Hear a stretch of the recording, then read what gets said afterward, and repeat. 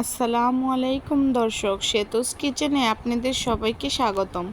আজকে আমি বানিয়ে দেখাবো সন্দেশ। চলুন দেখে আসি কিভাবে বানাতে হয়। এখানে আমি 1.5 কেজি পরিমাণ দুধের ছানা নিয়েছি। এখন আমি একটু একটু করে চিনি দিয়ে দিব।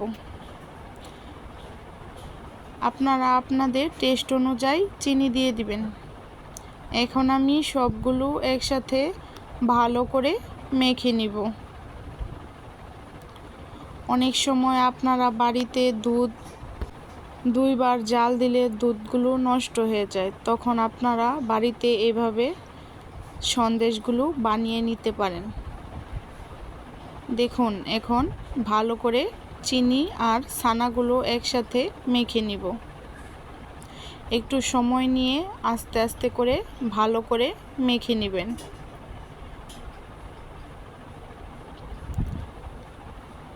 এখন আমি আরেকটু চটকিয়ে নেব।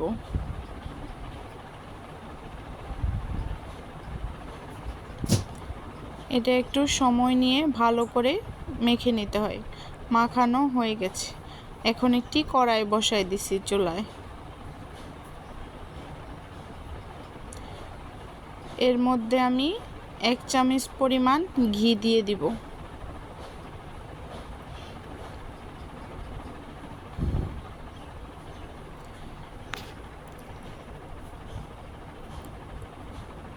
এখন ছানাগুলো দিয়ে দিব।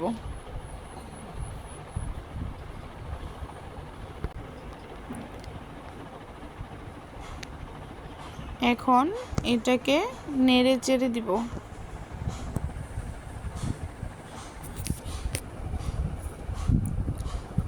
ভালো করে নেড়ে চেড়ে ছানাগুলোকে আমি ভেজে নিব।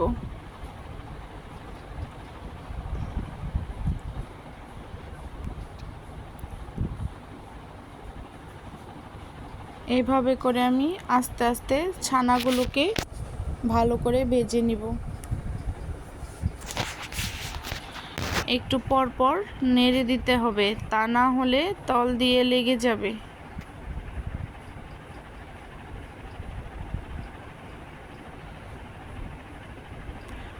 আপনারা ওইভাবে ট্রাই করে দেখবেন, বাসায় খেতে কিন্তু অনেক মজাদার হয়।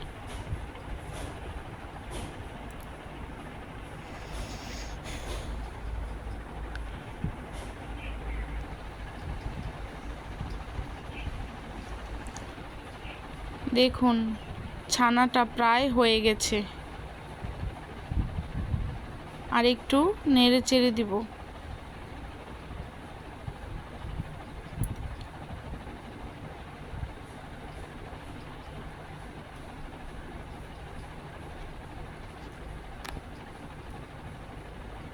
এখন চুলা থেকে নামিয়ে নিব। এখন আমি একটি স্টিলের প্লেটের মধ্যে একটু ঘি ভালো করে মেখে নিব। মাখানো হয়ে গেছে। এখন আমি ছানাগুলোকে প্লেটের মধ্যে দিয়ে দিব।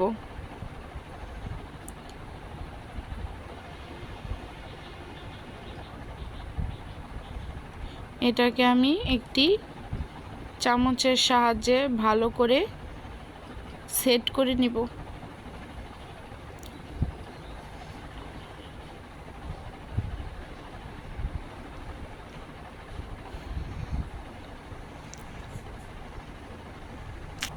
এখন এটাকে আমি আধা ঘন্টার জন্য ফ্রিজে রেখে দেব। দেখুন, আধা ঘন্টা পর ফ্রিজ থেকে আমি নামিয়ে নিয়েছি। এখন আপনাদের কেটে আমি দেখাবো।